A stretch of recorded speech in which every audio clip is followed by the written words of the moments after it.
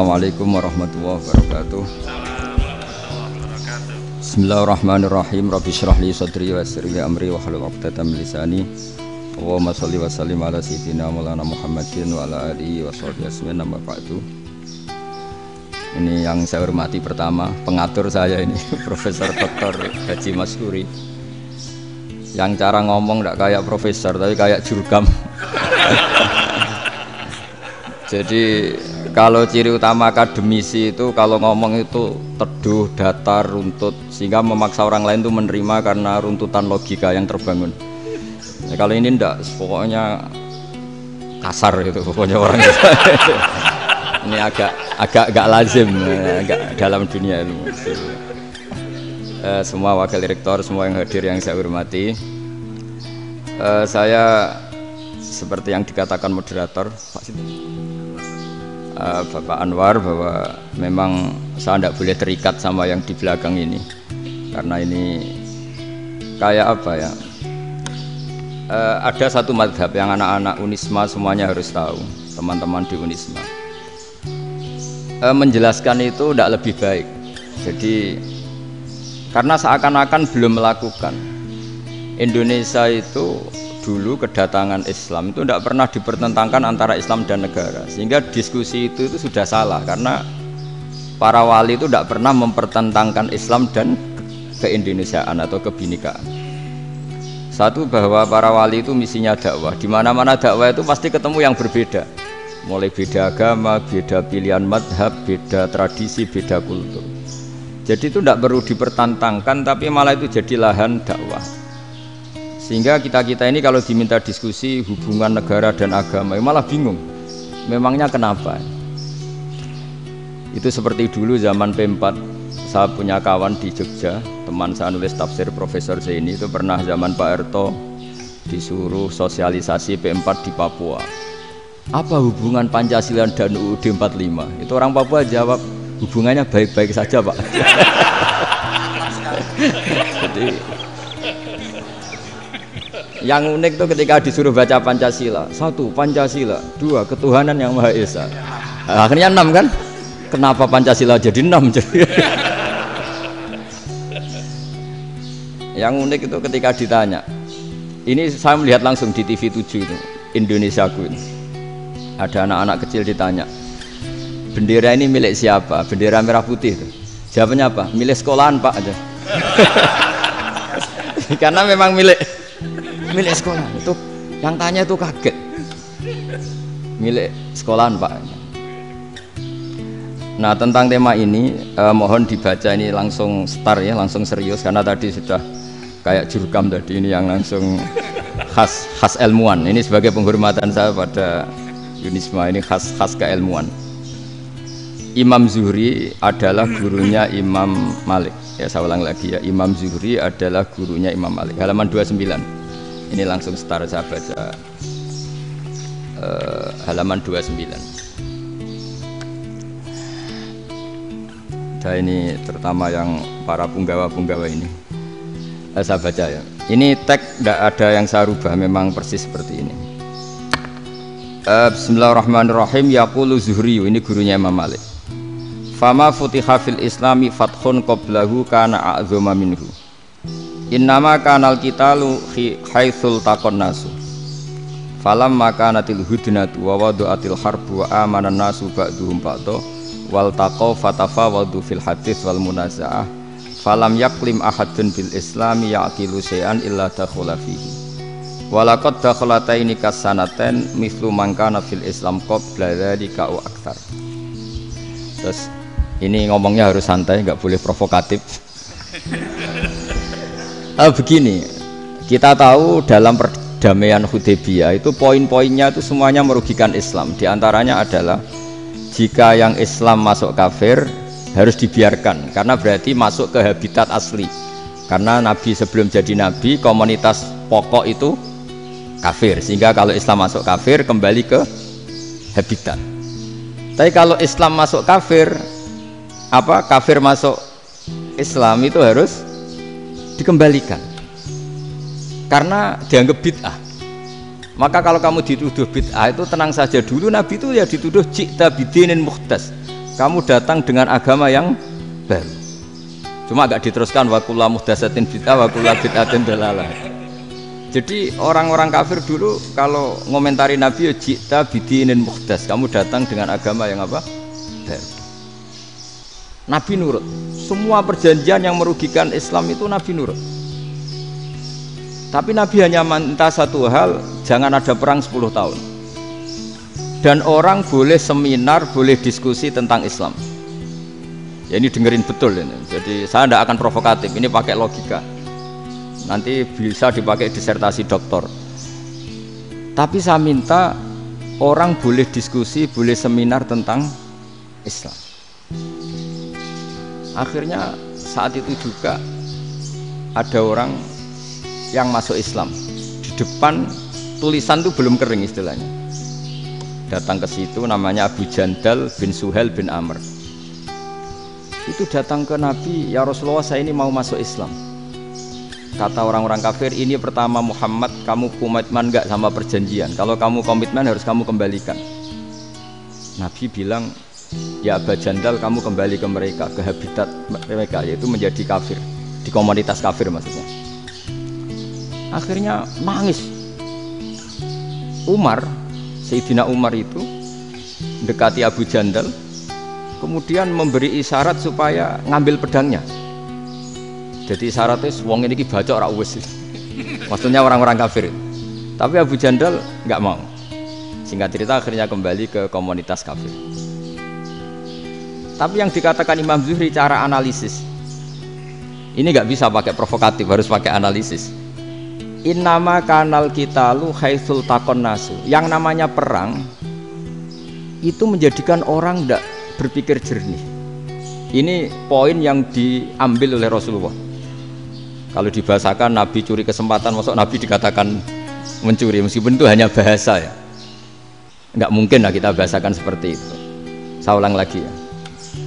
Kenapa ada perang berkesinambungan sampai tahun ke-8 Hijriah? Mulai tahun kedua ada perang Badar sampai tahun 8 Hijriah itu perang terus. Nabi sama orang kafir perang terus. Akibatnya apa Pak Profesor? Namanya perang itu ya nggak kau bermikir. Pokoknya agar ketemu Islam perang, Islam ketemu kafir perang nggak kau bermikir. Padahal Islam itu bisa diterima oleh akal sehat, harus lewat diskusi, lewat pengamatan, lewat pemikiran, lewat pengendapan berpikir. Makanya Nabi tahu ini masalah besar. Kalau orang perang terus, itu gak kober mikir Islam, tidak sempat diskusi tentang Islam. Makanya Nabi hanya minta satu poin. Oke, perjanjian ini saya turutin semua, tapi saya minta orang kafir semuanya boleh mendiskusikan Islam, boleh seminar tentang Islam. Mereka bilang iya, pada pikiran mereka kan diskusi paling piye. Ternyata betul, ada diskusi. Terus temanya gini, kira-kira bener di Muhammad Abi Abu Jahal. Terus Tuhan Muhammad sama Tuhan Abu Jahal itu keren mana? Diskusi. Tuhan Muhammad itu khaliqus samawati wal ardi, yang menciptakan langit bumi. Sebagaimana kampanyenya Muhammad. Ya mereka masih jangkar bilang Muhammad. Kalau Tuhan kita, ya berhala itu yang kita bikin, yang kadang rusak, yang kadang kudanan, terus lemutan, pokoknya terus diskusi. Kita kok bener pengirannya Muhammad. Terus Muhammad Abu Jahal. Mulai dhisik Muhammad itu ratau bodoh nih. Mulai dulu Muhammad tuh gak pernah bohong. Abu Jahal, waduh, wis bodoh nih ngongkonan. Wis ribet kan? Dan semua diskusi itu mengarah ke kebenaran Islam. Wah, akhirnya wong kafir sing tokoh-tokoh yo cara Jawa yo. Wah, semane jebule masalah ini kan. Artinya gini, kalau kita ingin Indonesia damai, sebenarnya yang untung itu Islam. Karena Tuhan yang menciptakan langit dan bumi tentu gak akan diperbandingkan atau akan dikalahkan oleh Tuhan yang lahirnya saja sudah di bumi. Misalnya kita menjual Tuhan Allah, siapa itu yang menciptakan langit bumi, yang ada sebelum langit bumi? Bandingkan dengan Tuhan yang lahirnya di bumi, ada tanggal lahirnya, ada aktenya, itu kan sudah ribet kan? Begitu juga kalau memperbandingkan tokoh. Muhammad itu siapa? Tokoh yang bisa menyatukan pan Arabik, tokoh yang begini-begini, yang sayang istri, sayang keluarga. Dibandingkan dengan tokoh Abu Jahal, Abu Lahab yang corong jauh penggaweannya yang ngerugikan orang lain. Akhirnya orang itu mulai tertarik sama Islam. Makanya kata Az-Zuhri pakai bahasa dulu, falam yaklim ahadun bil Islam. Tapi kalau sekarang yang populer itu bahasa yatakallam. Sebenarnya yang benar itu bahasa kalimah yaklimu kalaman, karena masdarnya itu kalam, berarti sulasi nopo mujarrad. Tapi di fi'ilnya itu mujarradnya enggak kelaku. Jadi di fi'ilnya takallama ya takallamu, tapi untuk masdarnya yang kelaku kalaman. Jadi ini agak unik, agak enggak lazim. Sebenarnya kan takallama ya takallamu takalluman, tapi di masdarnya kalam populer, tapi di fi'ilnya tidak populer. Saya teruskan ya. Ini penting sekali. Jadi menjual Islam, kalau boleh dibahasakan menjual, itu tetap enak dalam kondisi damai. Karena kalau kita perang, itu bawaannya kalau ketemu ya perang. Kalau ketemu perang, sehingga orang itu rakober diskusi loh. Saat benernya Islam sampai kafir itu bener di. Karena tidak kober diskusi, tidak sempat diskusi, orang yang milih yang kafir. Karena yang mayoritas yang kuat. Sementara Islam zaman itu lemah. Dan Nabi itu yang diminta hudnah, yang penting kita damai. Terus orang boleh mendiskusikan benar mana kita dan mereka. Ya setelah diskusi ya tadi kan nggak mungkin Allah yang begitu keren hebat pencipta langit bumi dibandingkan berhala yang mengurus dirinya sendiri saja tidak bisa. Walhasil terus orang mulai tertarik sama Islam dan aturannya nggak boleh dilarang diskusi itu. Nah makanya saya pernah ditanya beberapa profesor di Jogja, Gus, suatu saat kalau kampus paling keren di Jogja ini ada Islamic Studies, kemudian pengajarnya dari berbagai agama, ini riskan nggak bagi Islam? Saya jawab, asal yang didiskusikan Islam itu nggak masalah. Sing repot itu nak umat Islam. Karena kalau umat Islam yang jadi percontohan, banyak raja yang dolim, banyak pemimpin Muslim yang dolim, terus identik dengan Islam itu jadi dolim kan ribet. Ya kalau pas umat Islam, kalau Islam yang kumat kan jadi masalah kan. Nah ini kan terus jadi beda umat Islam sama Islam yang lagi apa? Kumat. Singkat cerita terus Islam mendapat posisi yang luar biasa. Nah makanya di sini diistilahkan falam makanatil hudnah, ketika ada perdamaian wa amanan nasu ba'dum ba'do, orang merasa aman, itu fatafawadu fil hadis wal munazaah. Mereka berdebat, munazaah itu berdebat. Keren mana konsep Muhammad dengan konsep Abu Jahal? Keren mana konsep Tuhannya Muhammad dengan Tuhan kita? Terus diskusi dan mereka akhirnya ikrar, wah yang benar ya Muhammad lah. Di mana-mana Tuhan tuh ya sebelum langit dan bumi, di mana-mana Tuhan ya punya reputasi menciptakan. Masa Tuhan reputasinya diciptakan kayak berhala dan sebagainya. Ibadah juga gitu. Ibadah wong kafir itu kalau tawaf itu telanjang, ibadah Muhammad santun pakai pakaian. Terus akhirnya mereka mulai tertarik Islam. Sehingga saya lihat di beberapa tafsir, saya memang tidak akan ngomong yang tidak serius, ngergani Unisba ben sawangane pemikir serius. Di Quran itu sampean lihat di tafsir Tobari itu ada ayat bal naqdhifu bil haqqi 'alal batil fayadmaghuhu fa idza huwa zahid. Qadhafa itu kalau di kamus tak lihat itu takallama bila dalilin. Qadhafa itu ya pokoknya sekenanya. Artinya gini, kebenaran Islam atau kebenaran hak itu kamu taruh sekenanya saja itu tetap menang. Apalagi kamu taruh secara teratur, kamu taruh sekenanya saja itu tetap menang. Sehingga di sini banyak sahabat yang hidup di Cina. Sekarang juga banyak orang alim yang milih hidup di Amerika, banyak orang alim yang milih hidup di Inggris. Dan mereka pede, percaya diri karena kebenaran itu kamu letakkan di mana saja, itu tetap akan menang, akan menemukan momentum kemenangannya. Misalnya gini, contoh paling gampang. Dulu para peneliti, saya ulang lagi, dulu para peneliti itu ya datang kemana-mana, termasuk Ibnu Battuta, termasuk Ibnu Khaldun, ya semua peneliti itu suka neliti. Setelah diteliti, Quran itu satu-satunya kitab suci yang membicarakan sains, misalnya tentang falak, tentang astronomi, tentang asal-usul kejadian manusia, kejadian makhluk. Juga bicara tentang geografi, geologis, semuanya. Sementara kitab lain hanya cerita tentang mawaid wal hikam wal ibar. Jadi diteliti kayak apa, pada akhirnya hak ini yang menang. Bal naqdhifu bil haqqi 'alal batil fayadmaghu fa idza huwa zahid. Saya berkali-kali cerita ada ulama yang ahli matematika. Ketika ditanya kenapa kamu suka ngajar matematika, sampai muridnya itu ragu, ini guruku mlebu swarga ta ora, penggaweane mulang matematika. Tapi para muridnya bermimpi bahwa Imam Amudi itu disuruh ngajar para malaikat. Dan itu pede betul dia. Kata Allah, ini ulama saya yang iman kepada saya setingkat iman kamu. Jadi malaikat itu tidak mungkin Gusti kita menyaksikan langsung engkau sementara ini di bumi, nggak nyaksikan jenengan. Kenapa bisa sepede dan seyakin itu? Akhirnya Imam Mudi disuruh ngajarin matematika. Jadi Anda kalau profesor itu nanti harus sempat ngajari malaikat, itu baru benar-benar profesor. Jadi nanti di akhirat ngajari siapa? Malaikat. Jadi ada seminar yang melibatkan banyak malaikat, narasumbernya itu seorang profesor. Itu ketika kenapa engkau begitu yakin kalau Allah itu Tuhan dan Allah itu Al-Wahidus Shomad. Terus Imam Amudi mulai nulis angka gak beraturan 2, 3, 4, 5 sampai 1 miliar 1 triliun, semuanya gak beraturan.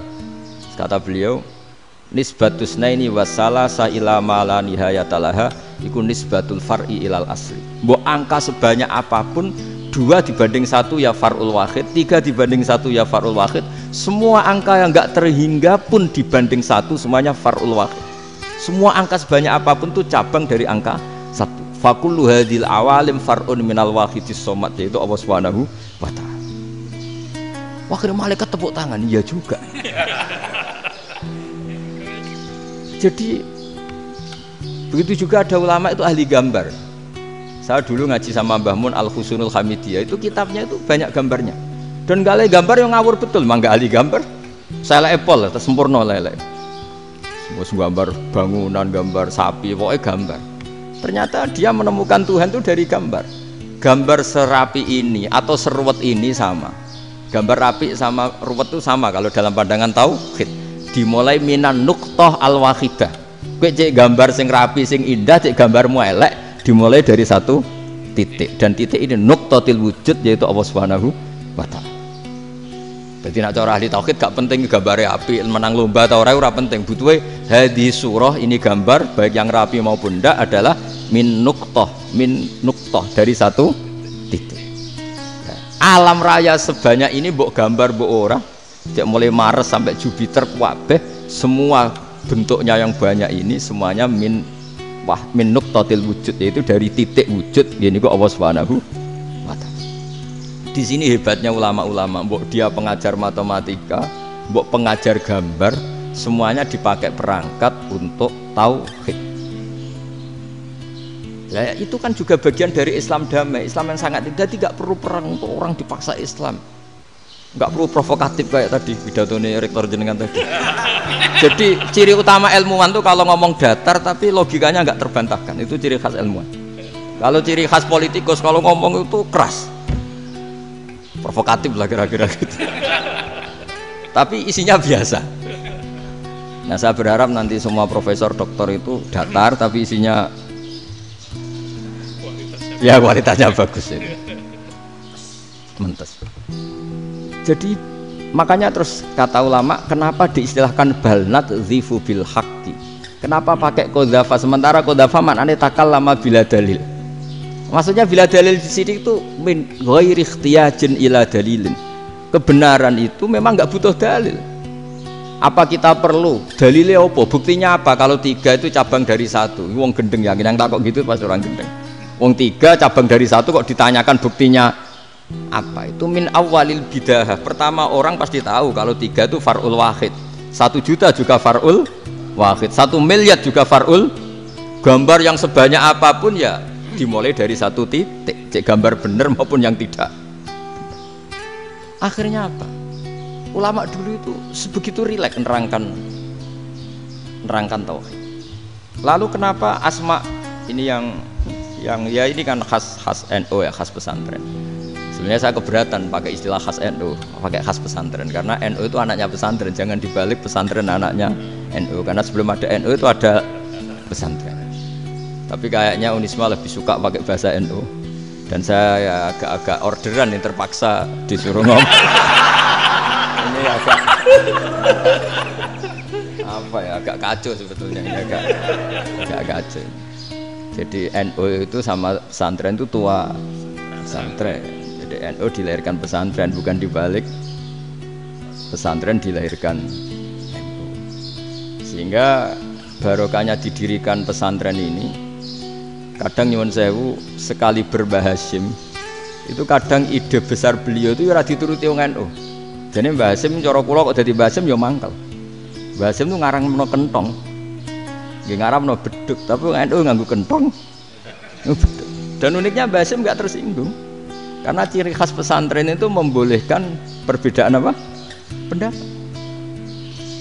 Itu masyhur khilafnya Mbah Hasyim sama Mbah Fakih Mas Gumambang itu sampai dikitabkan. Saling ngeritik, saling macam-macam lah.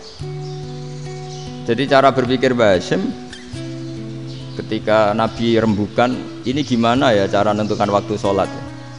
Ya pakai kentong ya Rasulullah, zakalin nasoro itu untuk orang Nasrani. Ya pakai buk itu trompet, zakalil Yahud itu untuk orang Yahudi. Terus, ada yang lagi pakai api ya Rasulullah, zakalil Majusi itu orang Majusi. Nah, itu ada orang datang lari-lari cerita mimpi azan tadi. Ya itu terus dipakai sarana pemanggilan sholat ya azan itu. Sehingga Mbah Hasyim menolak kentong.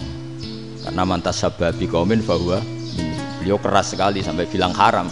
Beliau judulnya ya haram, Al-Jasus Antakhrimin Nakus. Setelah naskah itu sampai ke Mbah Fakih Mas Gumambang di Gresik situ, di daerah Dukun situ.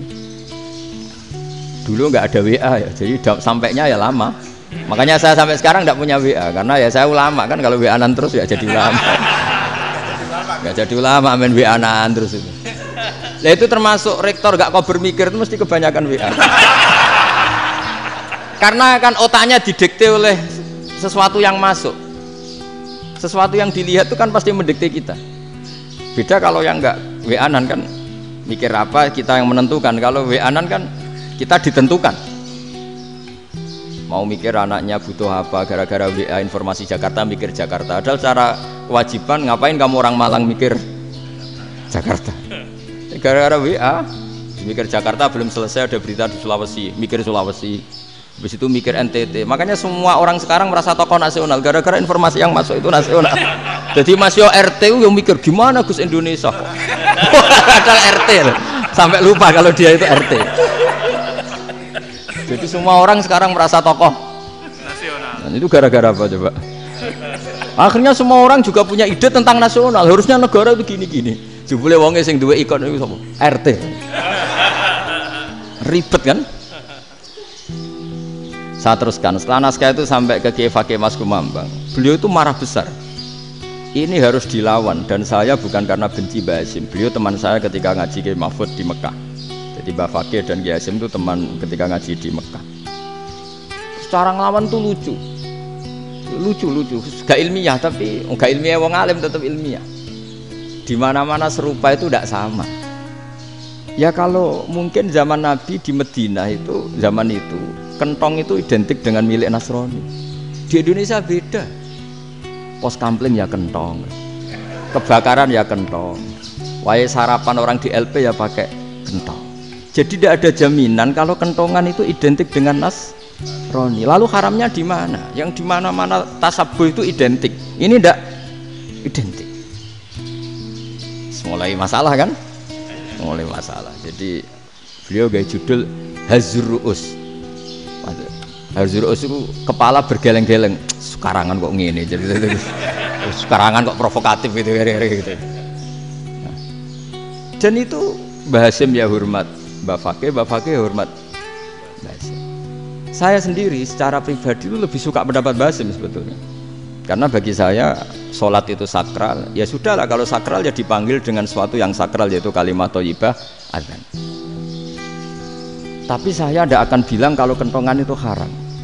Karena kalau haram alasannya mirip orang Nasrani. Sementara pos kampling ya pakai kentong, ada banjir ya kentong, ada kebakaran ya kentong. Jadi tidak identik untuk misa atau untuk sholat ala Nasrani. Tapi itu dulu ya rileks saja, dua beliau itu ya saling menghormati padahal saling kritik. Dan dulu ulama yang beda madhab itu ya saling menghormati. Imam Syafi'i itu kalau sholat di kawasan Masjid Abi Hanifah ya tidak kunut. Ketika ditanya kenapa kamu tidak kunut sementara engkau berpendapat kunut itu sunat, ikroman di hadal madhab, saya sangat menghormati madhab. Imam Ahmad bin Hanbal itu berpendapat kalau orang pakai bekam, pakai iftisot atau hijamah itu batal sholatnya. Sementara Imam Syafi'i mengatakan tidak batal apa sholatnya atau wudunya tidak batal. Tapi Imam Ahmad itu ditanya, apa kamu makmum Syafi'i? Bagaimana mungkin saya tidak makmum sama wali kutub seperti Imam Syafi'i? Padahal menurut keyakinan Imam Ahmad ini sholatnya batal, ini habis ikhtiqam udah wudu, tapi tetap saja beliau karena perbedaan pendapat di furu' itu lazim. Ya orang boleh berdebat lah. Ketika Unisma datangkan saya, itu saking senengnya kiai, apa saking sombongnya sampai ngatur kiai, kan nggak pernah bisa diperdebatkan. Itu kan orang boleh debat kan? Itu saking angkuhnya apa saking senengnya kan nggak jelas kan? Kan dan orang boleh setuju pendapat saya, yaitu ngatur kiai itu haram. Setuju juga Pak Rektor, ekspresi mahabbah itu ya macam-macam. Dulu sahabat ya gitu, sahabat itu ada yang nggak kenal wajahnya Nabi sama sekali sampai akhir hayatnya. Ketika ditanya, lo kamu itu sahabat kok nggak tahu wajahnya Nabi? Saya tidak pernah berani memandang Nabi karena ijlalan Nabi, terlalu menghormati saya sehingga tidak berani memandang wajahnya. Ada sahabat yang penggawaannya dulu wajah Nabi sampai bisa nyifati alfiu faminunil hajib, sampai bisa nyifati detail karena dulu wajah Nabi itu ibadah. Ada seorang wali ditanya, kalau kamu di surga ingin nggak melihat Allah? Enggak. Loh, tapi semua orang ingin melihat Allah. Unazzihu dzalikal jamal an-nadhari misli, ben gak elek-elek Allah tak delok terima aku. Wong ra jelas. Berarti kok delok pengiran. Banyak. Jadi justru tapi karena saking takzimnya. Enggak lah, mosok sak aku kok. Makanya saya berkali-kali cerita, menurut kesepakatan ulama, soft awal itu paling baik. Tapi banyak juga wali yang kalau sholat itu di belakang. Koyok paling bener yang kok ngarep. Lu bayangkan misalnya kamu semangat di soft awal di masjid haram, jebule sholatnya salah. Itu dari malaikat gayane kok ngarep, jebule ra roh. Ini di sini wong, jebule bodoh gitu. Gayane kok ngarep jebule. Coba orang kalau sowan Mbah Mun, yang berani di depan itu kan ya ketuanya atau jubirnya kan. Yang merasa ndak pati pinter-pinter kan mesti di pojokan. Artinya sudut pandang seperti itu ya sah saja, apa? Sah saja. Makanya banyak sahabat yang jarang sowan Nabi, alasannya takut ganggu Nabi. Banyak yang sering sowan Nabi, alasannya seneng Nabi. Yang sowan ya seneng Nabi, yang enggak sowan alasannya seneng. Lu Nabi itu tokoh, punya keluarga, punya anak. Kalau saya sering sowan berarti sering ganggu. Yang sering sowan dia alasan ini khazanah kita harus istifadah. Jadi zaman dulu dia biasa dua sahabat, yang satu milih mahabbah itu milih sering sowan, yang satu juga mahabbah milih tidak sering. Karena pertanyaannya bisa dibalik kan, sering sowan apa sering ganggu coba. Nabi Abedar, assalamualaikum. Nabi nimang cucunya, assalamualaikum. Ayo bener yang sowan apa bener yang enggak kalau seperti itu. Akhirnya terus diatur sedemikian rupa oleh Quran. Walau annahum sabaru hatta takhruja ilaihim lakana khairal lahum. Jadi sahabat kalau mau sowan Nabi ya nunggu di sufah. Kalau Nabi keluar berarti milik publik. Sekali masuk ke dalam tidak ada sahabat yang berani sowan. La tadkhulu buyutan nabi illa ayyudzana lakum. Kalau soal sampai masuk dalam harus nunggu dipanggil.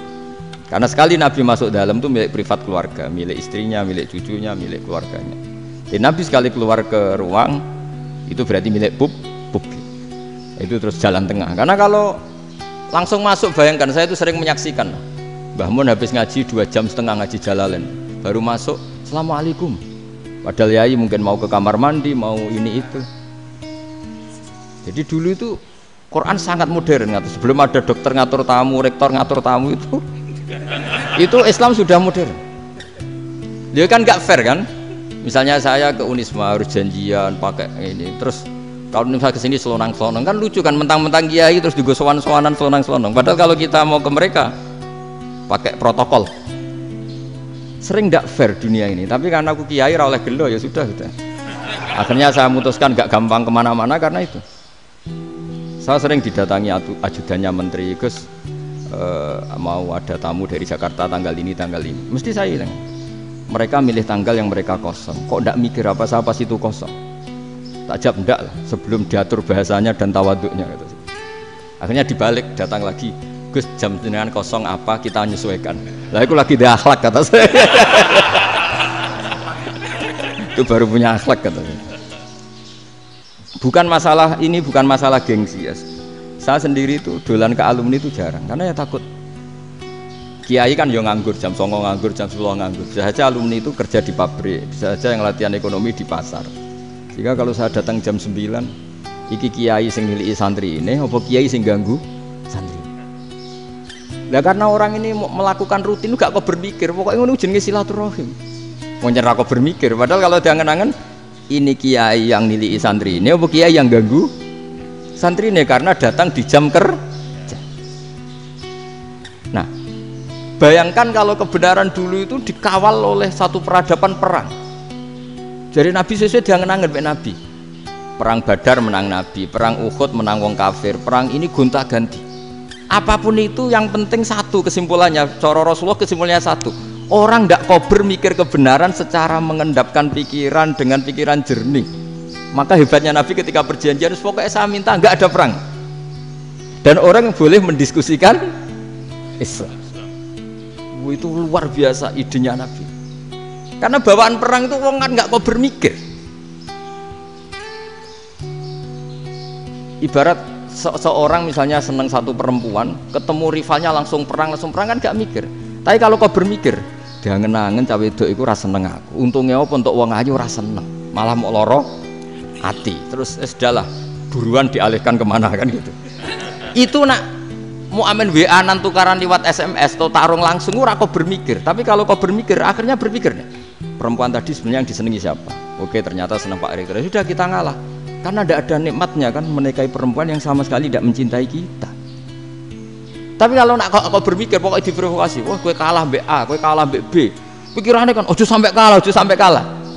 Bareng wis menang ternyata ada mas. Nah bayangkan Islam itu seperti itu dulu, dipertarungkan. Doang Islam itu dinu aklin, agama yang diterima dengan akal sehat. Tapi sekarang ukurannya perang. Yang menang berarti bener, yang menang bener. Kan terus jadi repot. Itu Nabi tidak ingin, makanya Nabi ingin sudah lah, nggak ada perang. Nah, makanya kata Imam Zuhri, fathul Islam terbaik adalah orang boleh diskusi tentang Islam dan tidak ada perang. Lagi-lagi penting, tidak perang itu penting, silmun itu penting, perdamaian itu. Setelah tidak ada perang, akhirnya fatafawadu fil hadis wal munaza'ah, orang boleh diskusi apa saja, termasuk boleh adu polemik. Konsep satu Tuhan dan Tuhan banyak diperdebatkan. Akhirnya Nabi secara rileks bisa menjelaskan. Muhammad, urusan kita banyak. Kalau Tuhannya satu tidak cukup, Tuhan harus banyak untuk menyelesaikan berbagai urusan. Ada Tuhan bagi rektorat, bagi ya, macam-macam kan. Ada Tuhan untuk ngurusi utang, ngurusi BPKB, macam-macam.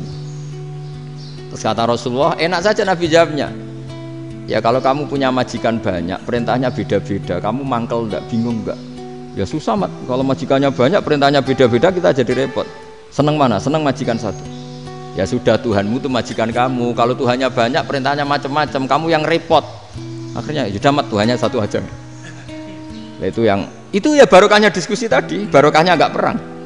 Daraballahu mathalan rajulan fihi syuraka'u mutasyakisuna wa rajulan salamal lirajul hal yastawiyani masalah. Terus alhamdulillah. Jadi orang yang paling kafir pun saat itu taslim.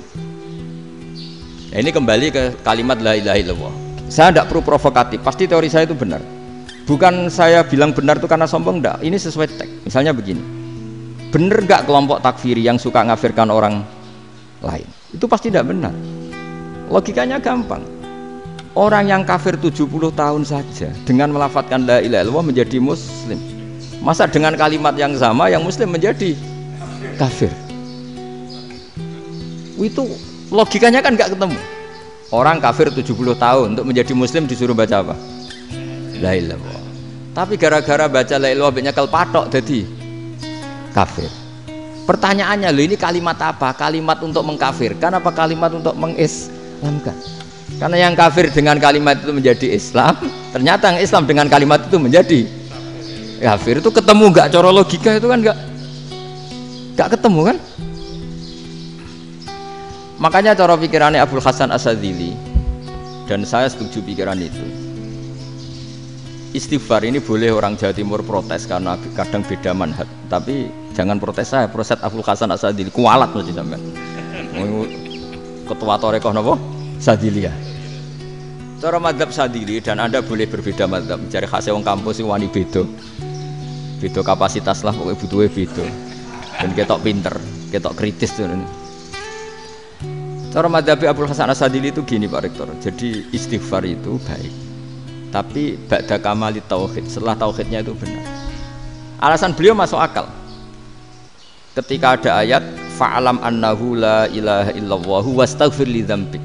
Bihadil kalimat. Jadi orang boleh istighfar setelah tauhidnya benar. Alasannya Abdul Hasan Asadili begini.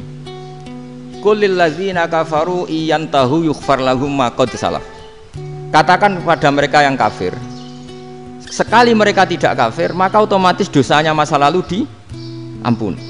Pertanyaannya, yang bisa menghentikan kekafiran itu kalimat apa? La ilaha illallah. Dengan hanya melafadzkan la ilaha illallah Muhammadur Rasulullah langsung yughfar lahum ma qad salaf, langsung dosanya diampuni. Berarti yang menjadi pengampun dosa lah, penyebab pengampunan itu apa? La ilaha illallah. Itu bahkan orang kafir belum istighfar. Di ayat itu kan Allah gak mensyaratkan setelah la ilaha illallah istighfar baru diampuni, enggak. Asal la ilaha illallah langsung yughfar lahum ma qad salaf. Saya ulang lagi ya, jelas ya. Jadi qul lil ladzina kafaru iyantahu yughfar lahum ma qad. Nah sekarang iyantahu, mereka berhenti dari kafirnya. Syaratnya pakai apa? La ilaha illallah Muhammadur, itu langsung yughfar lahum ma qad. Artinya apa? Ghufranullah itu bisa didapat hanya dengan mujarrodut tauhid, yaitu hanya dengan melafadzkan kalimah thayyibah. Dan sahnya istighfar juga berdasar kalimah thayyibah itu. Misalnya gini, orang kafir sebelum Islam melafadzkan astaghfirullah, astaghfirullah, astaghfirullah, kira-kira diterima enggak? Enggak kan? Karena syaratnya istighfar ba'dat tauhid. Nah, makanya dalam madzhab Sadili istighfar itu setelah la ilaha illallah. Karena cara pandang ya seperti itu. Jadi fa'alam annahu la ilaha illallah wastaghfir li dzambi. Jadi dengan kebenaran tauhid saja ini sudah cukup kita insya Allah layak diampuni. Karena innallaha la yaghfiru ayyusyraka bihi wa yaghfiru ma duna dzalika liman yasha. Jadi orang yang tauhidnya benar itu bisa diampuni Allah asal tauhidnya benar. Itu Allah ngendikan liman yasha wa yaghfiru ma duna dzalika liman yasha. Dawe Imam Suyuti walam yakun liman yastaghfir. Jadi orang yang bertauhid secara benar meskipun gak sempat istighfar itu tetap potensi diampuni. Karena bawaan tauhid itu sudah menjadi layak diampuni. Kayak orang kafir sekali ngelafatkan kalimat tauhid mbok gak istighfar langsung diampuni. Nah, karena melihat seperti itu terus orang berlomba-lomba memperbanyak jumlah ngelafatkan la ilaha illallah. Jadi kita yang alim, kita semua, saya tidak bilang saya, kita termasuk yang di pinggir-pinggir saya ngaku alim orang masalah lah soalnya. Kita semua yang alim-alim itu tahu bahwa la ilaha illallah itu super. Sudah bawaannya tauhid, juga punya kelayakan Nah, kemudian nasib kita agak sial. Malah kalimah ini dituduh bid'ah, dituduh khurafat. Mergo Nabi nggak pernah tahlilan, Nabi nggak pernah tahlilan. Kalau diartikan Nabi ora tau maca la ilaha illallah, aneh gak kalimah ini. Nah, ini provokatif ini. Jadi ini sudahlah keanehan-keanehan ini kita terima karena ciri utama wali, ciri utama ulama itu wa'udhu fisabili, harus pernah disakiti. Jadi kalau Unisma sakit karo dituduh apa? Dituduh bid'ah itu berarti belum calon ulama. Calon ulama itu wa'udhu fisabili, harus disakiti. Jadi kalau kamu disalahpahami itu ya harus santai. Iya, termasuk provokatif tadi. Termasuk diatur tadi itu. Jadi kalau cara berpikir kan, karena mereka itu memang kalau kita turutin itu memenya itu terlalu, kadang menghujat kita itu. Enak ya jadi GNU, ada orang mati datang, kiainya dapat makan, dapat rokok, terus pulang. Jadi apa? Terus kita kayak tersangka terus. Kita kan kayak tersangka terus, tertuduh terus. Terus yang orang NU ya memenya juga nggak kalah ekstrimnya.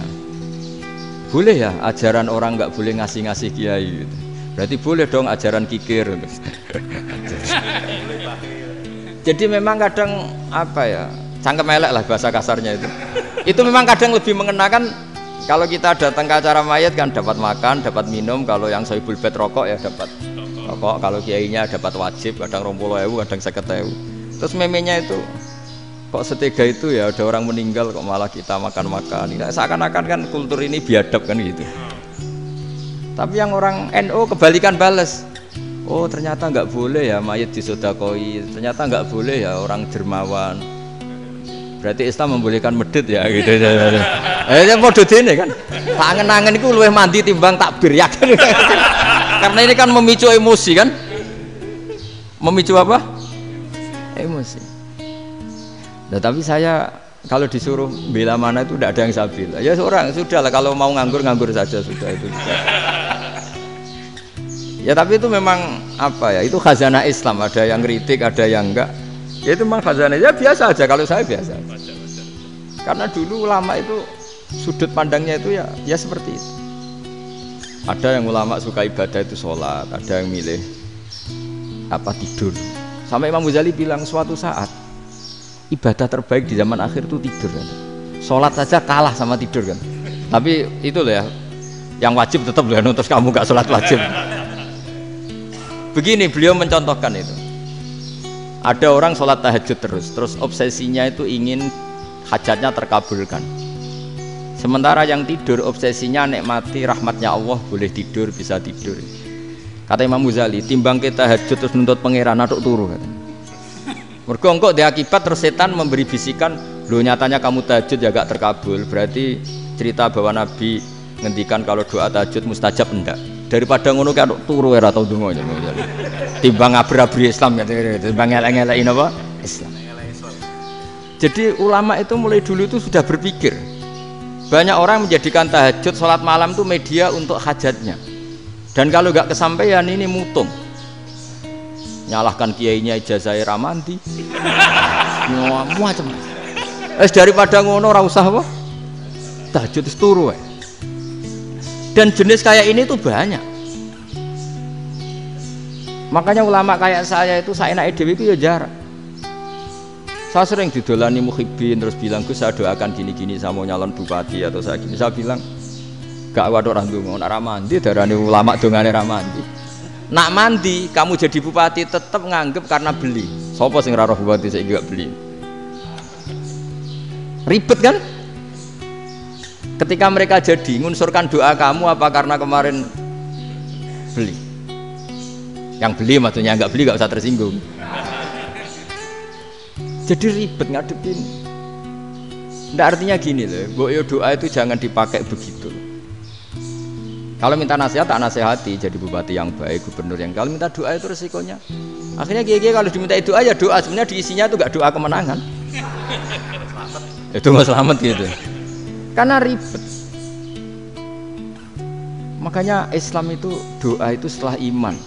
Aturan iman benar baru doa. Aturan iman benar termasuk Allah itu yaf'alu ma yasha, boleh melakukan yang dikehendaki. Allah nggak boleh terdikte oleh doa kita, nggak boleh. Ya saya ulang lagi ya, madzhab Hasan Asy'adili ini khas kita. Jadi la ilaha illallah itu didahulukan sebelum istighfar. Tapi kebalikannya madzhab Imam Sanusi itu dibalik. La ilaha illallah itu kalimat yang sakral. Karena yang sakral dibutuhkan muqaddimah, yaitu yang melafadzkan harus yang sudah bersih, yang sudah steril baru melafadzkan la ilaha illallah. Maka dalam madzhab Sanusiyah istighfar dulu baru la ilaha illallah. Nah, cara madzhab Abu Hasan Asy'adili kebalikan, istighfar itu sah setelah sahnya tauhid. Kamu ikut mana tuh? Asy'adili apa Sanusiyah? Alhamdulillah sama-sama tidak paham, ya sudah. Akhirnya sudah. Ya saya nggak kemana-mana kan. Jadi apa ya? Terus ini saya teruskan, ini biar khas pesantren atau khas NU lah, kalau bahasa Pak Rektor khas NU. Ini Ben sampean tahu beberapa perbedaan itu lazim, halaman 24. Ya, halaman 24 sama 25. Tak baca, ini masih orisinil. An Sufyan bin Uyainah, ini juga gurunya Imam Syafi'i. Kata Sufyan bin Uyainah, beliau cerita, kana Isa wa Yahya alaihi salam ya'tiyanil qaryah. Fayas'alu Isa an syirari ahliha. Wa yas'alu Yahya an khiyari ahliha. Jadi Nabi Isa dan Nabi Yahya itu satu generasi, sama-sama masih muda. Kalau di satu kampung yang Nabi Yahya tanya, ini keluarga terbaik siapa? Saya mau nginap di situ. Karena kumpul orang baik itu nyaman. Kalau Nabi Isa kebalikan, keluarga terburuk mana ya, saya tak di situ. Nah, terus Akhirnya faqala lahu Yahya, lima tanzilu ala syirarin nas. Kenapa kalau kamu bermalam kok malah kumpul orang-orang yang nakal? Innama ana tabibun udawil mardo. Saya ini nabi, para dokter. Di mana-mana dokter yang ngumpuli yang sakit, ngobati yang sakit. Makanya di NU itu ya banyak Kiai Jazab mengumpuli yang nakal-nakal. Nak tepak yang ngentas yang nakal, nak ora tepak ya katut. Ini adu nyali lah sudah gitu. Tapi itu ada ilmunya, yaitu niru Nabi siapa? Isa. Kalau kamu dokter penelitian tuh cari daerah yang banyak pandemi apa yang bersih? Yang banyak pandemi, karena yang namanya penelitian ya di situ kan. Kalau kamu dakwah ngentas kemiskinan, ke daerah miskin apa daerah kaya? Nah, sama kalau ngentas kefasikan, ke daerah fasik apa daerah orang soleh? Fasik. Nah, tapi itu Nabi Isa. Nah, kalau kamu tidak Nabi kan potensinya kan itu. Tapi setidaknya bahwa kita sering disalahkan karena punya beberapa tokoh yang ngancani fasik-fasik, itu sebenarnya ada dalilnya, yaitu Nabi siapa? Isa. Nah, terus masalah tegas dan lunak. Ketika ada mahasiswa misalnya pacaran, boncengan lanang dan perempuan, itu pilihan kita apa? Kalau tegas, terus gak mau mendengar kita. Misalnya gini, contoh gampang, tak beri contoh Pak D, jangan orang tua, nanti secara fikih itu beda. Nah ini kan kita orang pesantren, nah, biasa ngaji fikih detail. Kamu Pak D seorang perempuan, mahasiswi misalnya, sering pacaran. Setiap ke situ sama pacarnya kamu diam saja. Padahal kamu dosen keislaman. Mesti pawanaan kamu nyimpulkan, ternyata pacaran itu tidak apa-apa. Buktinya Pak D itu tidak negur, menengai. Ini berarti as-sukut alal mungkar. Tapi kebalikannya, Pak D ini terkenal keras. Nak rono mesti radiaku ponaan. Akhirnya yura rono. Mesti ngerti nak mesti diamuk. Nah, dua orang ini sama-sama gagal kan? Yang lunak menjadikan ponakannya pacaran terus karena enggak negur sehingga dikira membolehkan. Sing keras juga gak sempat bina wong rono era wani.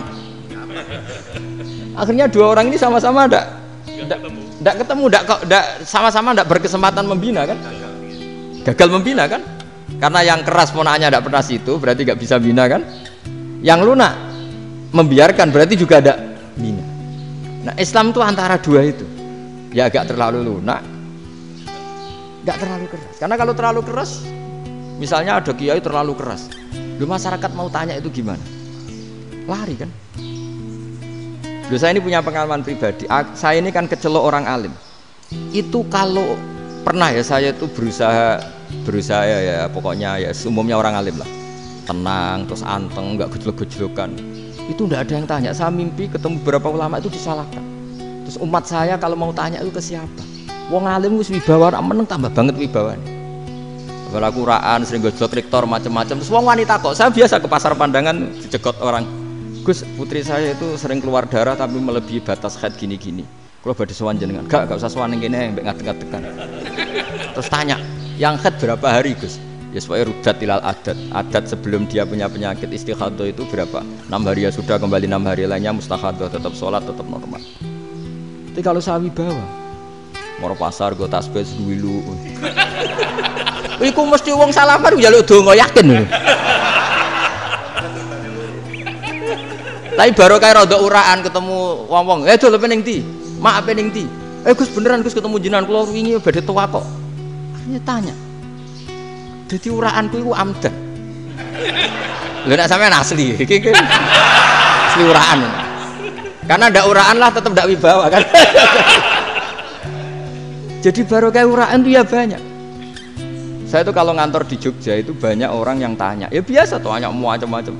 Karena saya uraan. Ke pasar ya orang, bahkan di bis sering ketemu orang. Wah beneran Gus kalau badhe sowan jenengan badhe tanya ini. Ya sudah di sini aja. Jadi semua itu diilmoni. Nah, Nabi itu punya sisi yang dua-duanya jalan. Memang beliau luar biasa, dipilih Allah yang luar biasa. Nabi ketika wibawa itu banyak sahabat yang bahkan mengenali wajahnya aja tidak bisa. Ka'anna ala ru'usihim at-tayr. Bayangannya seakan-akan di kepalanya itu ada burung yang takut terbang, saking antengnya. Tapi Nabi sekali mengeluarkan job, sekali santai, itu sahabat tanya itu sampai yang nggak pantas ditanyakan. Nabi saya tadi kumpul istri saya, tapi tidak enzal, itu wajib mandi ndak. Aro'aita law anna ahadana ya'ti imro'atahu walam yunzil. Itu ya ditanyakan. Nabi pun kumpul mboten saged inzal sepundi. Guys metu lagi. Terus ya ada yang tanya macam-macam. Ya saking ada sahabat dipanggil Nabi tambah lari, dipanggil lagi tambah lari. Panjenengan nyeluk, oh pas kula kumpul bojo kula. Lah kula kuwatir jenengan orang suci, saya belum mandi, makanya saya lari. Nabi ngendikan innamal mukmin thahir, ya nak masalah ketemu kiai ra apa-apa ijek junub. Penting kok nak salat ya dhisik. Tapi Nabi sekali pakai madzahirul jalal, tapi pakai wibawanya, itu orang enggak berani ngomong. Tapi sekali Nabi relax, itu orang bisa tanya apa saja, termasuk halal yang enggak pantas. Ada sahabat itu tanya lucu, tanya Maimunah. Maimunah itu ya cantik tapi sudah agak tua lah. Maimunah, ya umal mukminin, hukumnya ngambung bojo pas Ramadan ubi. Wah gak roh aku, gak tahu diambung kan Nabi pas Ramadan. Tanya Saudah, wah malah orang arah diambung kalau Saudah itu kan wis tuwa itu. Lucunya istrinya jawab, tanya Aisyah yang mungkin Nabi, iya yang mungkin tanya Aisyah. Itu yang usul ya istrinya Nabi Maimunah. Selalu Aisyah, tanya be Aisyah. Ya Amirul ya umal mukminin gini-gini. Aisyah yang cantik masih perawan kan. Qabbalani Rasulullah bahwa oh Nabi biasa ngambung-ngambung pas Ramadan dan beliau tetap puasa. Akhirnya fakih ngarang kan wa takbil fi Ramadan wa tublah la tubtilu shauma ngambung ora. Iku ya udah biasa di sini. Ya nasi bojone ayu. Ndak ini artinya seasik itu gitu. Jadi garwane Nabi sing ngrasa rodok tuwa, wah, aku ora tau. Kok Aisyah. Serilek itu dulu itu. Maksudnya orang Islam pertentangan itu. Maksudnya ini ya balik semua ini bedanya orang pesantren sama orang kampus. Kalau orang kampus mau cerita agama itu rahmatan lil alamin, tapi nyontokno rileke ora iso. Agama itu rilek, tapi nyontokno rileke ora iso. Mergo ya rapati ngaji. Contohnya iso, tapi mau gawe kaidah, mau Islam itu rahmatan. Jadi Nabi itu lah, Allah juga gitu. Allah itu kalau sudah memperlihatkan madzahirul jalal, itu mbok malaikat Jibril rawani. Ketika Allah dengan madzahirul jalal. Tapi kalau Allah dengan madzahirul jamal, madzahirul apa? Jamal. Iku ya gojol-gojol kan sampai makhluk gojol. Ya buli-bulian cara sakniki. Ya sampean delok ning hadis syafaat itu, akhiru man dakhalal jannah atau akhiru man kharaja minan nar, itu di beberapa judul. Ada seorang rojul yang ahli neraka ya, dintas mbek pangeran terus dituduhno swarga. Gusti, swarga ngiler tok ora wong wayu roh, wis wong ngiler tok. Ngerjaluk Gusti mosok roh tok ora oleh mlebu. Jarimu asal mlebu metu kon neraka ora jaluk-jaluk meneh. Sumpah lho ya, gak jaluk apa-apa meneh. Mboten Gusti. Sekali saya keluar dari neraka ndak akan minta apa-apa lagi. Wallahi, wallahi, la as'alu ghairaha. Maksudnya ghaira khuslah, ghaira tilkal khuslah. Ya niku selain keluar dari neraka saya tidak akan minta lagi. Didono swarga wong kekelon seruwipet kan. Sing bojone elek kan dendam dadi ini swarga itu. Swarga itu wis macam-macam. Gusti mosok roh tok ora oleh mlebu. Jarine janji ra njaluk meneh. Akhire ya wis didelokno neraka. Jadi pangeran jawabe gampang, didelokno neraka. Roh neraka begitu menyakitkan, begitu ngeri. Sudah Gusti saya tidak minta surga, sementing nggak masuk neraka. Rabbana srif anna adzaba jahannam. Setelah lama itu diadepno swarga njuk mlebu swarga, terus diadepno neraka. Akhirnya ya sudah. Saiki mlebu swarga gak apa-apa. Iku jawabe lucu. Atas taziu jenengan ngenyek kula. Wong karwan ra ahli swarga kok mlebu swarga. Terus akhirnya mlebu swarga, kan mlebu swarga tamanna, sangen-angen sembok jaluk apa? Orang ngangen-ngangen yang indah-indah, laka wa asratu amsal ya siku tak turuti wa asratu amsalih lan lipatan ke-10. Jawabe wong lanang ya lucu. Atas tazi ubi wa anta rabbul alamin. Jenengan pangeran kok ngenyekan. Maksudnya wis karuan aku ora pantes. Terus jare pangeran, la astazi ubika walakinni alama asya'u qadir. Aku gak ngenyek kowe, pancen aku pangeran. Nuruti kowe iku iso. Jadi Allah sendiri ketika dengan madzahirul jamal itu malaikat ya ono sing wani bantah. Masyhur itu kan malaikat sing bantah pangeran atas alufia mayusitu via wasfikut, karena Allah dengan madzahirul jamal. Yang paling masyhur Nabi Musa. Nabi Musa itu ketika Nabi Mi'raj. Nabi Mi'raj itu beliau kira-kira di langit keempat lah yang masyhur atau kelima. Ngelangkai. Nabi Musa nangis, ya Rabbi ini apa-apaan? Orang sing ja'a ba'di kemudian melangkai makom saya ini apa-apaan? Dan Nabi Muhammad kan apapun hebatnya kan junior. Kok melangkahi makom saya ini apa-apaan? Enggak fair. Sampai Nabi Muhammad itu tanya gini sama Jibril, reaksi Allah gimana ketika melihat Musa seperti itu? Jawab malaikat Jibril lucu. Ya roh khiddatahu, Allah sapal gayane Musa. Biar. Jadi lucu. Ya dibiarin aja sama Allah. Tapi yang jenenge Nabi Musa itu kekasihnya Allah, tetap berkah bagi kita. Betul. Ketika setelah Mi'raj diwajibkan sholat 50, gentenan Nabi Musa kelihatan nabinya. Sebenarnya Nabi Musa itu sebetulnya loh, gak nguntungkan kita sebetulnya. Tapi yang nguntungkan, sebenarnya ndak niat nguntungkan kita, tapi nguntungkan. Nabi Ibrahim kan di langit ke-6, keren lah. Konti jong ketemu Allah ngeten-ngeten kan sholat seket. Karena Nabi Ibrahim terkenal Nabi baik, ndak bantah. Bareng Nabi Musa. Kenapa diceluk pangeran? Kula akan sholat ping 50. Inna ummataka la tutiku dzalik. Wah, gak kuat umat. Serai-rai gak umatmu ora ngarah kuat 50 rakaat. Tapi sebenarnya Nabi Musa itu niatnya bukan membela kita. Fa inna ummati la umatku sing gagah-gagah ra iso meneh umat. Berarti sebetulnya ya itu masih pakai gengsinya gitu. Wes ngono-ngono lah sementing kita untung. Sebetulnya dia itu nggak terima. Wong umat saya aja yang lebih kuat, nggak kuat apalagi umatmu. Dan terus sebutin irji ila rabbika fas'alhu takhfif. Itu berarti Allah dengan madzahirul jamal. Sudahlah, datang ke Allah minta keringanan.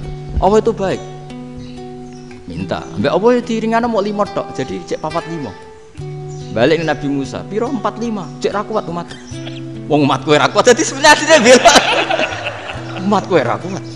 Lho cara Nabi Muhammad model wong Malang, yo beda umatku mbek umatmu. Ribet kan? Beda. Lho Nabi Muhammad kan enggak seperti itu kan? Enggak punya akhlak Malang kan? Akhlak.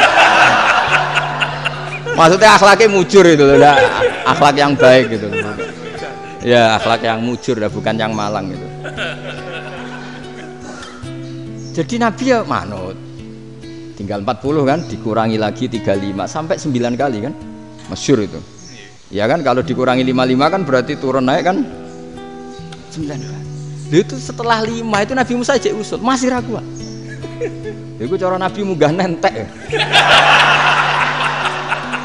Nentek ya.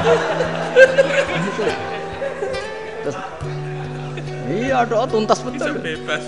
Terus munggah ado-ado laupun. Ngapain itu?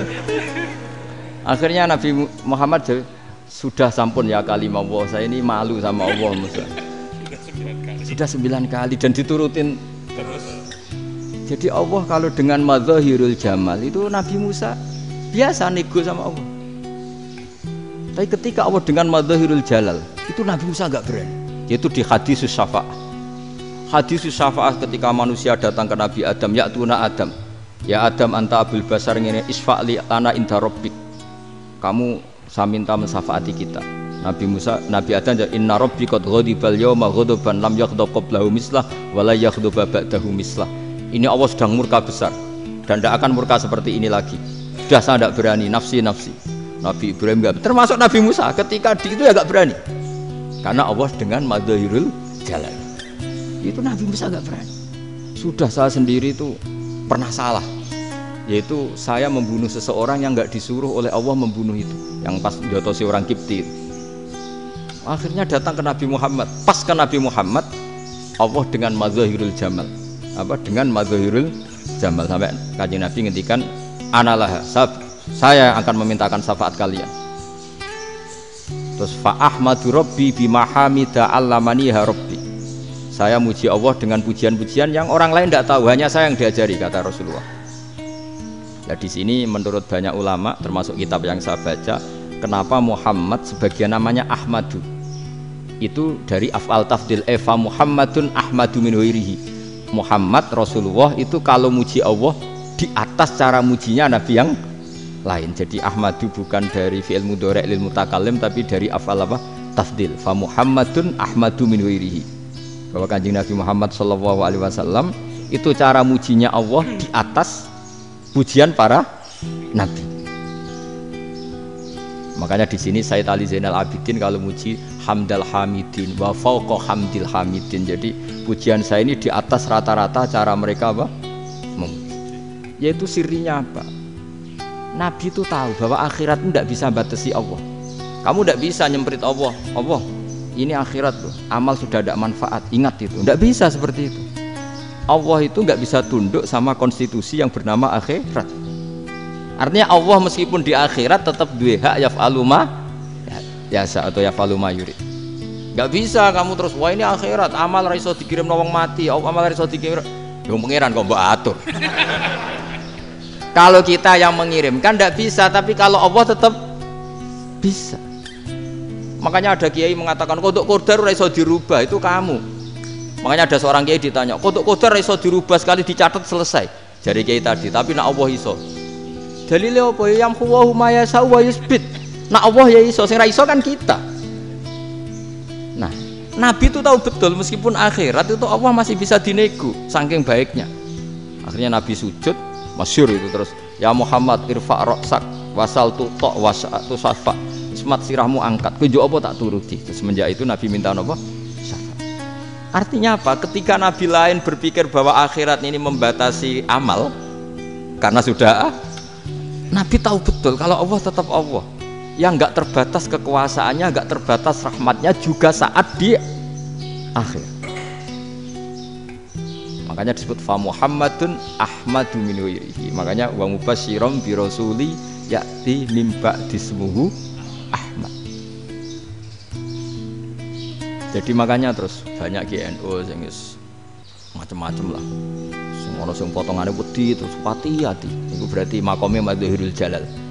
Ono sing amen guyon nek makome Madhahirul Jalal. Ono sing ra jelas ngene iki, sing ra jelas. Nak guyu buanter kok nak nangis yo buanter. Jebule urusan utang lah ini sudah yang udah.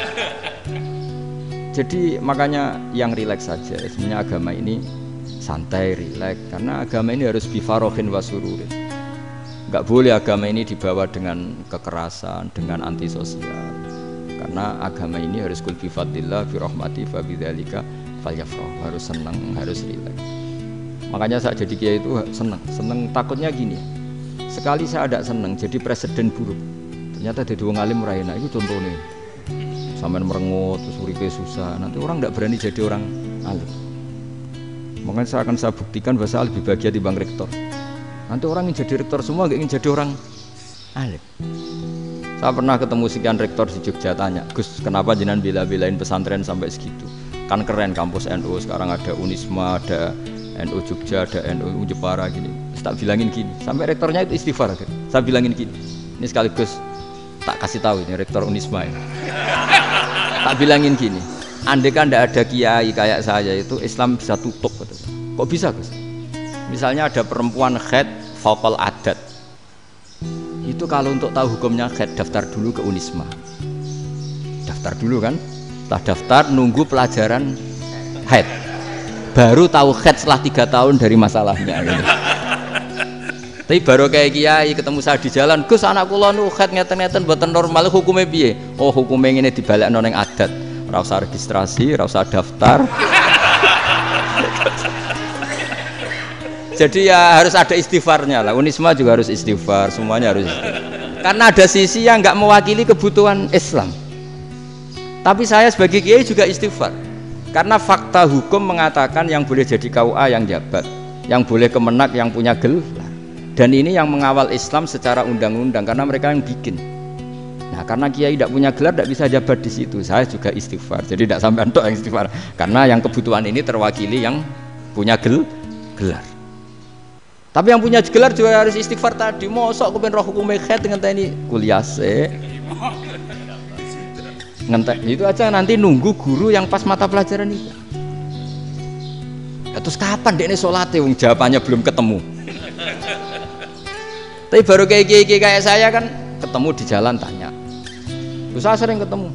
Gus saya ini bapak angkat. Mau nikahkan putri saya. Itu gimana itu kalau cerita wali sebenarnya anak saya sok, kalau nggak cerita nggak sah karena saya bapak angkat. Itu banyak. Hanya tak akali ya sudah wali yang sebenarnya taukil pada hakim tanpa diketahui, tapi hakikatnya itu taukil hakim. Itu kan tidak gampang. Nah, tapi kalau tanyanya di kampus registrasi dulu, daftar dulu, baru tahun berapa ada pelajaran itu? Semester 5 baru tanya. Iya kan? Semester 5 ya? Iya. Oh, itu kan. Jadi jangan kira terus sistem Unisma itu yang terbaik di dunia, enggak juga kan? Enggak juga. Dan sistem-sistem yang lain maksudnya ada aja. Tapi sistem kiai lho, Mbah Mun juga sering pesen saya, kowe kudu seneng pegawai negeri ya. Piye sing jaga agama pegawai negeri. Kemarin pas acara 7 harinya Gus Robasa matur itu di depan para kiai. Setelah saya jadi kiai ya itu nyata. Islam di Papua, di NTT yang bawa siapa? Dokter negeri, ya kan? KUA negeri. Barokahnya mereka negeri dijamin negara kan? Barokahnya Muslim berkebutuhan Islam. Akhirnya bikin musola di situ, bikin masjid. Bahkan di Korea Utara itu ada masjid bawaan duta besar. Karena banyak duta besar Muslim berkebutuhan. Yang bisa gini itu yang negeri apa yang swasta? Negeri lah. Di sini kiai tidak mewakili semua kebutuhan apa? Islam. Tapi kampus juga enggak, kampus Islam sekalipun tidak memenuhi semua kebutuhan Islam tadi. Masa orang tanya kan nunggu semester berapa tadi? Semester 5 masih daftar dulu. Nunggu pelajaran itu. Payahnya pas ketemu dosennya, wong saya tidak pernah ribet kan? Pas dosennya cowok gitu. Jadi sudahlah, makanya ini, iya makanya ini kan bentuk kearifan lah. Jenengan ngakui fungsi kiai kayak saya itu bentuk kearifan. Saya juga ngakui jenengan ini butuh kearifan. Saya sering didolani KUA itu rata-rata ya didikan kiai. Kompilasi hukum Islam itu banyak ya, janda cantik. Contohnya harus cantik, kalau jelek nggak mungkin terjadi kan. Ada janda cantik kebetulan suka kawin tapi takut zina. Saya ulang lagi, suka kawin tapi takut. Itu seringnya gitu Pak Rektor. Jadi dia kawin bosen bilang ke KUA, Pak saya sekarang mau nikah sama ini itu, tapi kamu mau punya suami ya, tapi kan gak tercatat Pak.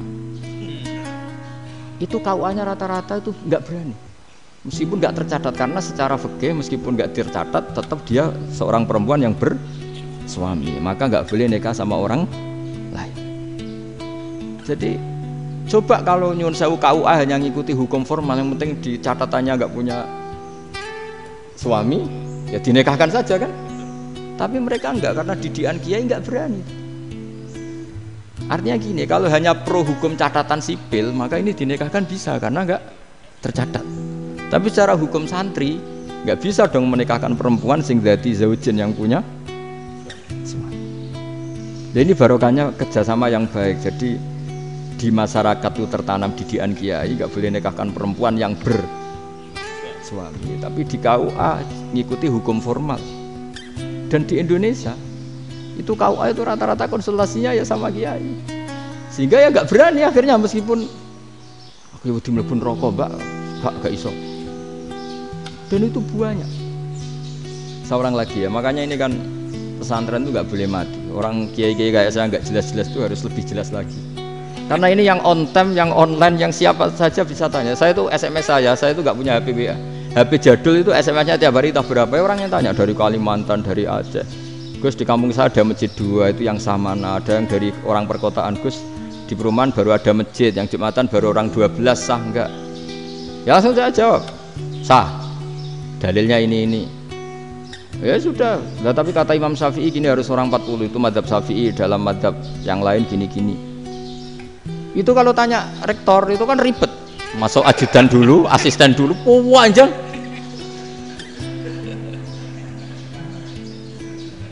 Wah itu kan ribet kan. Manggil dosen, dekan VAI dipanggil, dekan VAI nggak mau langsung jawab, cari dosen yang nekuni itu. Usul fikih, saya nekuni itu baru seminar, nunggu dulu Mbak, ini orangnya baru. Panjang kan. Bisa tutup Islam kalau kesuwen. Coba kalau tanya kiai kan enggak ketemu di jalan. Dulu Mbah Zubair kata Mbah Mun, saya termasuk santri yang diapresiasi Mbah Mun. Dhisik Mbah Zubair ya ngono, anak nong takok wis sowan gak oleh. Gak takok ning kene. Saya biasa ditanya orang ngadeg-adegan. Ya alhamdulillah ilmunya cukup, kalau gak cukup ya kok sik. Jadi sebetulnya orang sopan itu ya agak-agak ada yang ditutupi sebetulnya. Mboten prayogi teng dalan nginjang mawon matur. Ya sebetulnya ya sebenarnya memang ilmunya agak cukup gitu. Tapi itu sebenarnya secara fikih itu haram, menunda itu haram. Yo haram tuh, coba bayangkan ya, kalau tanyanya sekarang Gus saya ini sudah keluar darah 1 bulan penuh, padahal normalnya hanya 6 hari. Saya nanti sholat enggak? Kalau ninjang mawon dugi kula, berarti kan hari ini belum ada keputusan. Sholat apa enggak kan? Tapi karena modus tadi, boten prayogi nggih ngendikan ngoten teng dalan ninjang tengen kula. Itu kemungkinannya 2, sopan atau goblok itu saja. Kayaknya kalau sopan enggak lah. Kayaknya enggak lah kata saya. Karena secara fikih itu jelas haram. Bagaimana mungkin sesuatu yang harus dipraktekkan nanti duhur dijawab besok? Berarti duhur, asar sampai subuh belum ada jawaban. Berarti nggak ada sholat kan? Makanya dibutuhkan orang-orang alim yang kultural seperti ini. Dan NU menghormati kultural. Tapi Mbahmu juga sangat menghormati Islam formal karena tadi produk-produk formal itu bisa dilembagakan oleh negara dan itu kita ikut untung. Makanya Mbahmu itu kalau punya tamu KUA, punya tamu polisi sampai pejabat itu. Kenapa saya contohkan KUA? Supaya jangan kira seperti pendapat orang-orang hasud, wah mesti aja disolani presiden seneng, menteri seneng. Enggak juga. Sebenarnya semua kiai itu mulai KUA sampai polisi, polsek, polres itu seneng semua. Karena sama-sama diajak mengawal bangsa ini, diajak mengayomi semua masyarakat.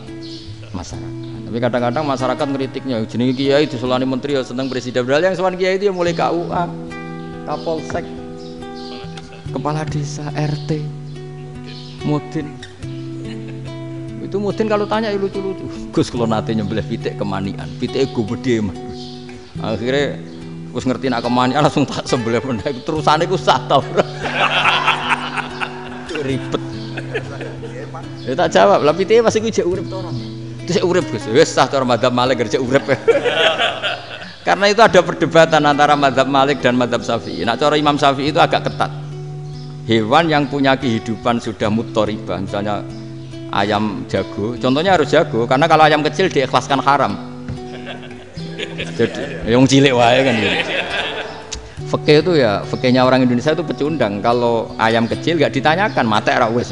Kalau jago ditabrak truk kejet-kejet. Andai kan nggak disembelih pun mesti mati. Itu cara mazhab Syafi'i itu haram. Karena penyembelihan ini tidak menjadi penyebab kematian, tapi memang karena kecelakaan tadi. Tapi cara mazhab Imam Malik enggak. Andai kan nggak disembelih, matinya kan 2 menit lagi atau 1 menit lagi. Andai kan nggak disembelih. Berarti mati sekarang itu bawaan peso apa bawaan kecelakaan?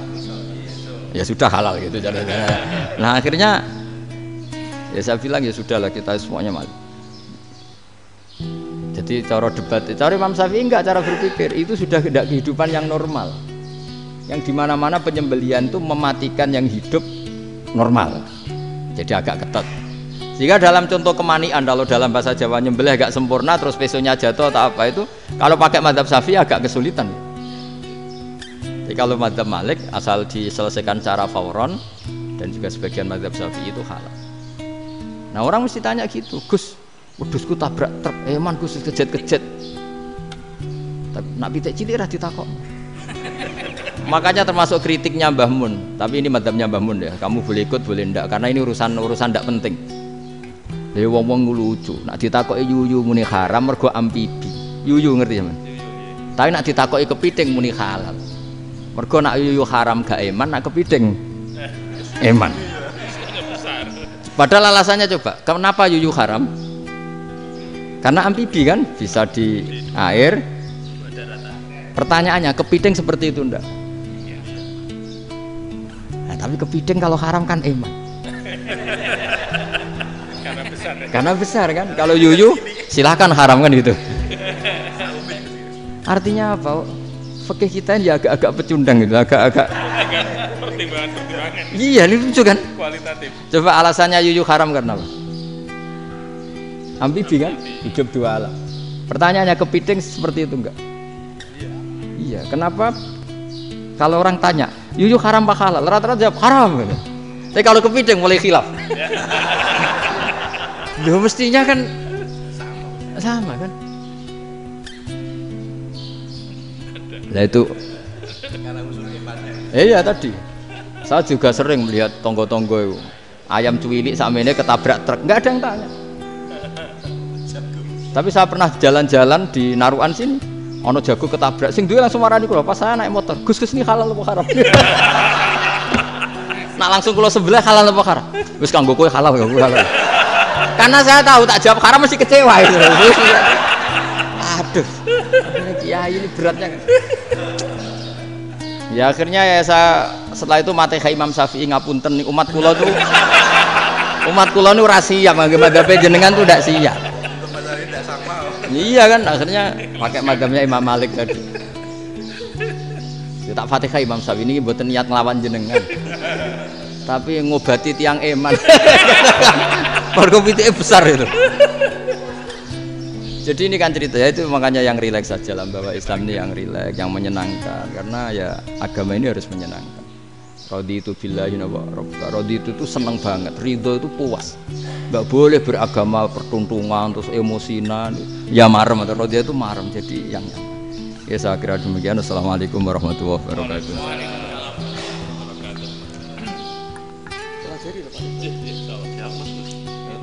Pon. Alhamdulillah. Satu aja yang di sini benar. Oh, satu aja. Nggih, damel syarat. Jadi mungkin ada satu pertanyaan aja. Satu saja. Bukan keluhan. Ini mumpung Gus Bak pada Madhohirul Jamal. Iya, Madhohirul Jamal. Sebentar lagi sudah Madhohirul Jalal. Jadi gak kena ditakoni. Monggo setunggal mawon. Ya, bagus. Niki ambil. Nggih. Ampun dawa-dawa terus ya Gus. Ya jagal-jagal ya. Assalamualaikum warahmatullahi wabarakatuh. Saya Fadil, alumni Unisma yang kuliahnya paling lama. Oh, iya. Masih di jalanan. Gus, pertama saya muhibin jenengan ngikuti 3 tahun terakhir.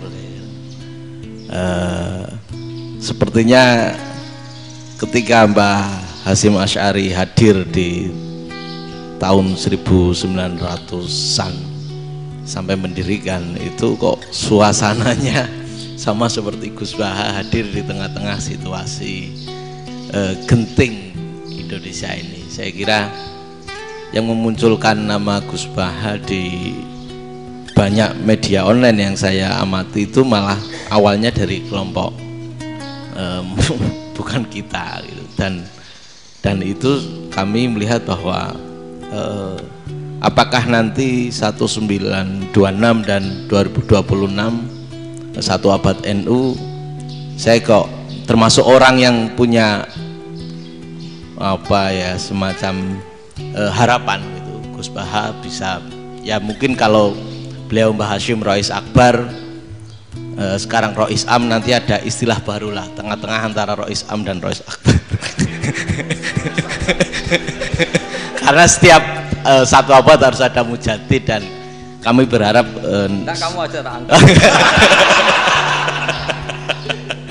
Itu yang pertama, artinya mohon maaf Gus. Yang kedua soal saya termasuk orang yang cukup iskal dengan peristiwa Nabi, kalau banyak disebutkan itu kisah Nabi Khidir Khodir yang dari 3 cerita itu hanya satu cerita yang saya masih agak bingung soal di situ anak kecil itu pakai kalimat, kalau di Al-Quran itu pakai kota lah, jadi pakai anak kecil itu dibunuh seperti itu. Jadi ada istilah yang apakah memang saat itu ada syariat yang membolehkan atau memang ada sesuatu yang secara dari Allah Subhanahu wa taala memang itu dibolehkan untuk Nabi Khidir. Jadi di antara semua cerita itu saya yang agak iskal yang itu. Kalau yang kisah soal membocorkan itu mungkin masih bisa masuk ya, tetapi apakah sudah ada ilmu psikologi yang sangat tinggi sehingga kalau ada anak-anak yang idiot itu atau apapun istilahnya yang sekarang itu boleh dilakukan tindakan gitu. Nah ini saya lebih provokatif dari Pak Rektor biasanya. Artinya mohon maaf karena pemahaman saya ada dua pendekatan ilmu yang masuk, satu seperti Nabi Musa, yang satunya seperti Nabi Khidir. Mudah-mudahan ada sedikit penjelasan. Siap Gus, terima kasih. Dan yang terakhir mudah-mudahan karena Indonesia situasi terakhir saya kira kita ketahui lagi pandemi seperti ini Gus, jadi saya juga ingin pendapat Gus Baha, apakah ini situasi pandemi corona itu Allah sedang madhohirul jamal atau madhohirul jalal? Terima kasih. Assalamualaikum warahmatullahi wabarakatuh. Assalamualaikum warahmatullahi wabarakatuh. Monggo langsung mawon Gus. Provokatif ini kayak. Loh di situ aja kamu tanya kok terus mirip. Siapa Fadil ya? Dari peternakan ya? Tapi mau ngomong tafsir itu. Mulai kacau peternakan ngomong tafsir ini mulai kan. Nah ini ada yang hafal Quran ngaco, paling enggak setengah hafal. Nggak yang dari Unisma. Nggak begini, ayat itu kan ditutup wama fa'altuhu an amri, ya saya maknani wama fa'altu lan orang nglakoni ingsun hu ing kabeh sing kasebut an amri mergo kepinginanku ingsun. Jadi saya melakukan itu semua bukan karep saya sendiri. Jadi Khadir sendiri itu kamu untung ndak nekuni tafsir. Kalau nekuni tafsir yang kamu soal bukan Nabi Khidir, karena Nabi Khidir itu hanya satu orang. Yang kamu soal harusnya Israel. Itu ndak rektor, ndak kiai besar, ndak siapa saja dihabisin itu. Kenapa Israel ndak kamu tegur? Gimana hukumnya qatlul mukmin? Kenapa Israel ndak kamu masukkan ayat wa may yaqtul mu'minam muta'ammidan fajazauhu jahannamu khalidan fi. Ingat ya Israel. Iya kan? Nah, Israel melakukan pembunuhan itu, kadang yang dipateni nyuwun sewu orang soleh betul. Tapi wae kabundut ya. Itu Israel juga tidak atas pilihannya, tapi karena perintah. Nah, Khadir itu bukan nabi syariat, kira-kira mirip kayak Israel, karena beliau bukan nabi syariat.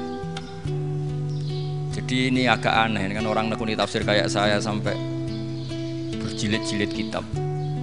Saya kemarin mata saya agak sakit karena saya nangis itu sudah 2 hari. Bukan mikir sampean, tapi mikir ilmu ini harus ada yang mempertahankan. Karena apa ya, nekuni ilmu itu kan ribet. Kalau yang nekuni ilmu terus dosen terus rektor itu ya agak ada fasilitasnya. Kalau nekuni ilmu kiai itu naruh keramat kan taqabbala wa minna minkum taqabbal ya karim. Iya, tapi saya alhamdulillah keramat, jadi ya tetap hidup itu. Saya ulang lagi ya. Harusnya Mas Fadil itu kalau nekuni itu yang disoal tuh Nabi Khidir. Nabi siapa? Apa malaikat siapa? Israel. Karena itu korbannya lebih banyak. Pertanyaannya, Israel kena enggak oleh aturan ayat wa may yaqtul mu'minam muta'ammidan fajazahu? Kan enggak. Karena semua itu wa ma fa'altuhu an amri. Saya lakukan ini. Mungkin ngaji kamu enggak khatam sih, mau delok fakotalah itu Nabi Khidir pasti tersinggung, enggak baca belakangnya itu. Ya karena jurusan peternakan itu. Atau salah gurunya yang ngajar. Daripada nyalakan satu orang mendingan 2 ya. Jadi kalau ngaji itu khatam, sehingga ngerti ayat itu kan ditutup wa ma fa'altuhu an amri. Nah, menurut Ibnu Hajar Al-Asqalani yang nyarai Bukhari, dan ketika itu cerita tafsir ayat itu, wa hadza dalilun ala anna Musa afdhali minal Khadir. Justru ayat-ayat itu menunjukkan Musa itu lebih utama ketimbang Nabi Khidir, karena Nabi Khidir monoton melakukan apa saja yang diperintahkan Allah, sementara Musa tetap dengan gugatan syariatnya. Beliau gak terima ada orang main membunuh. Aqtal tanafsan zakiyatan bi ghairi nafs laqad ji'ta syai'an nukra.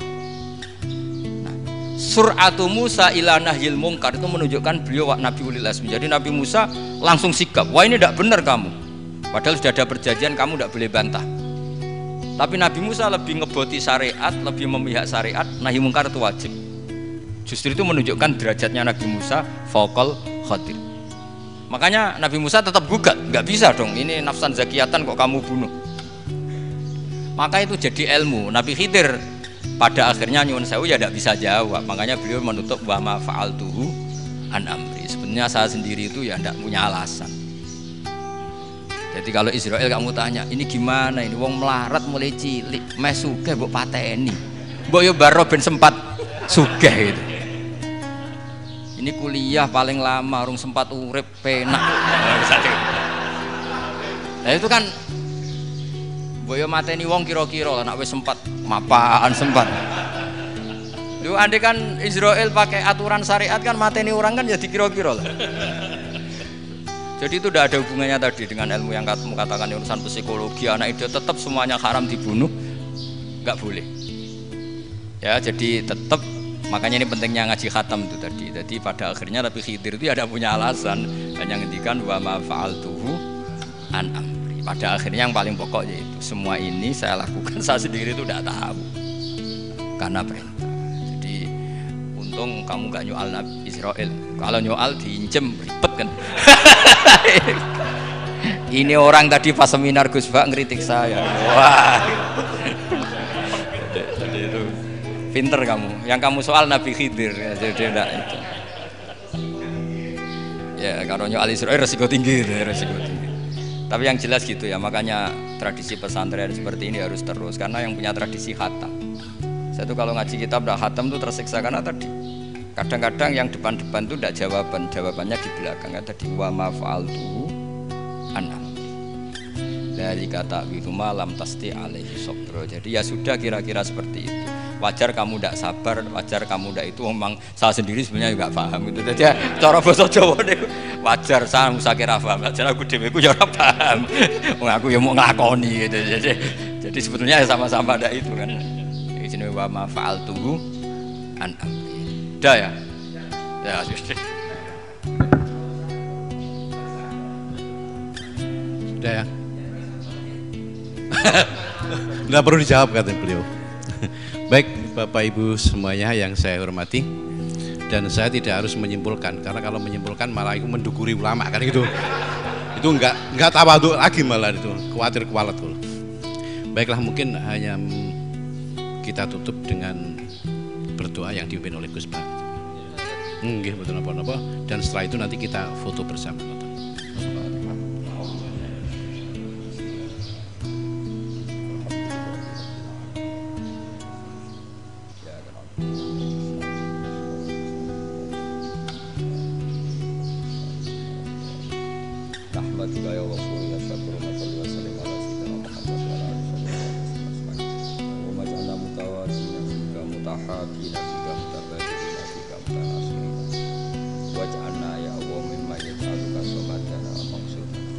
Fardo anna ya Allah lakal hamdi ya rabbi ta lakal hamdi fatar ridha lakal hamdi hatta tarda la nusi thanana alika anta kama atita ala nafsi Allahumma ya ilahana bi jahi basira Muhammad sallallahu alaihi wasallam ij'alna ya wa min khiyari ummati ij'alna mimman yuqimu hadzal din wa mimman yakhdumu wa yansur waj'al ya Allah himmatana fi yadita ila kalimatikal ulya wa nikafati assalamu wal afiyah fid dunya wal akhirah.